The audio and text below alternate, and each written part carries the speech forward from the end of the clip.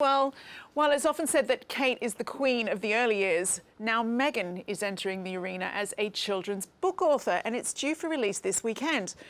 There's been no end of commotion about it so far. The Daily Mail's royal editor, Rebecca English, is back with us now. What can you tell us about the book, Rebecca? It comes out in June. As you say, it's called The Bench. It's the story of a bond between father and son seen through the eyes of the mother, and apparently it's based on a poem that Meghan wrote for Harry after the birth of their son, Archie. I mean, you're right, there has been a little bit of commotion about it. I mean, I saw people trying to build up a head of steam on social media this week, trying to suggest the book, was loosely based on another book that's been out. I think that's a bit unfair, actually, because, can you not write a story about teenage magicians because there's Harry Potter? There's very few things that are completely unique. But what I find very interesting is the branding, the fact that it's Meghan, the Duchess of Sussex, very much using her royal title. And also the fact that her representatives were very coy about saying whether she was getting paid for it, which I think suggests that she is. So this is obviously very much a commercial deal, not a charity book, as we've seen other members of the royal family bring out. And how did this book deal even come about? Do you know?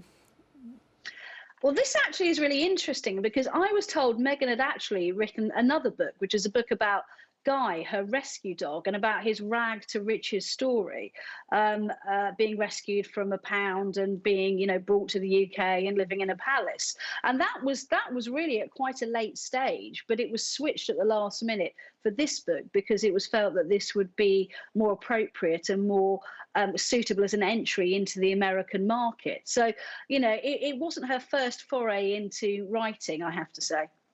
Now, speaking of that question of what the deal entails and whether it's a charity project or a personal commercial venture, just ask David Walliams. Children's books can earn you quite a nice coin, can't they? Can we expect a whole series of these, do you think? Absolutely. It's a really lucrative business, isn't it? Yes, apparently so, that she enjoys writing. They think she's a good writer, and that not only are we likely to see more children's books from her if this is successful, but possibly adult books as well. So watch this space. Thanks, Rebecca. Well, it's hard to think of anything less controversial than a children's book, but here we are again because Meghan's involved, it seems. There's already seems to be a massive backlash, Victoria.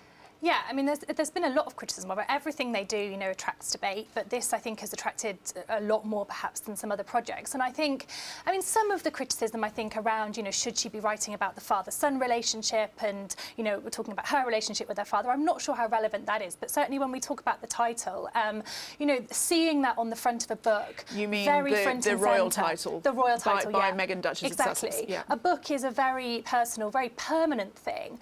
And it's a very strong visual reminder of this debate about them using the titles they were given when they were working royals in their new lives. And for a lot of people, that is at odds with this independence that they have so vocally sought. But I think what I would also say is that I don't think that the use of the title will actually have any bearing on the commercial success of the book. I think if it said Meghan Markle, I still think it would sell just as much because they have these enormous profiles, and however they style themselves, they have the capacity to be incredibly successful with what they do. But I think and yet given that choice though, we've gone with Duchess of Sussex. Yeah, and I think there is, I think some people say, well, why make that choice? And I'm not sure that's completely clear. But I think what makes this project, I think, more vulnerable to criticism is we still don't know if there is a giving back element to this, as Rebecca said, and I think this is a couple who have this capacity to be hugely successful with the profiles that they have, and they have consistently said that they want to use those profiles in order to give back, in order to shine a spotlight on charity. And it's not completely obvious with this project how that is happening yet. It's not about a cause, and we don't know what the financial situation is yet. And I think for a lot of people that will be very important to understand that there is a giving back element in order to be consistent with how they say they want to use their profiles. Do you think it's fair, the criticism, Richard? I feel slightly like I have to say sometimes it feels like things get criticised simply because it's Meghan behind them, which doesn't seem that fair. But I know what you mean, but they just keep giving people a reason to criticise them, I think. I mean, I think, first of all, I find it hard to keep up with the Sussexes. I really do. One minute they're criticising the royal family, they're attacking them publicly, and the next minute Meghan's using that royal title on her book. Loads of people have titles. There's the royal biographer Sarah Bradford, very acclaimed biographer, and she's a viscountess. She doesn't use it on the cover of her books. And also the subject matter. One minute they're in the courts over privacy, and the next they're writing a book inspired by a poem she wrote for Harry for Father's Day, and it's all about a father's relationship with his son. It's all very strange to me. But having said that, I'm very impressed that Meghan was writing a poem for her husband, within a month of giving birth. I know, she's showing up the rest of we mothers. I did ask my wife, did you compose me a poem? And I think I got a slap in return. But an amazing woman, clearly. Yeah. Meghan I always think the irony with the Sussexes is that, that whatever they do, there's huge interest, and part of that, and part of the reason whatever they do sparks so much discussion is because of the controversial element around it. So in a way, their critics, the people who are coming forward with this debate, it fuels their notoriety and therefore indirectly also, fuels their ability to have the profiles that they have to do what they want with.